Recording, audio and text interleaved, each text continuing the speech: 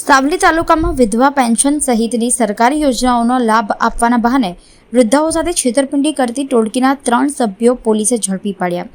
સોમવારે સવારે સામતપુરા વિસ્તારમાં મળેલી ચોક્કસ માહિતીના આધારે પોલીસની ટીમે વોચ ગોઠવી હતી અને ફિરોઝ મલેક, સલીમ મલેક અને આસિફ પઠાણને ઝડપી પાડ્યા હતા। પોલીસ પૂછપરછમાં જાણવા મળ્યું કે ટોળકી સાવલીની 2 વૃદ્ધા કાંતાબેન ગોહિલ અને સૂરજબેન ભોઈ સાથે થયેલી છેતરપિંડી માટે જવાબદાર છે।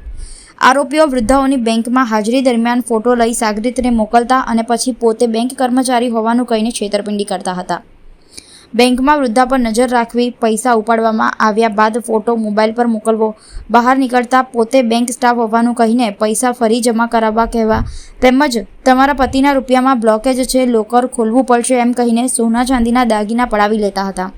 પોલીસે આરોપીઓ પાસેથી ₹1.93 લાખના સોના ચાંદીના દાગીના સહિતનો મુદ્દામાલ કબજે કર્યો છે અને ત્રણેય સામે વધુ તપાસ હાથ ધરી છે।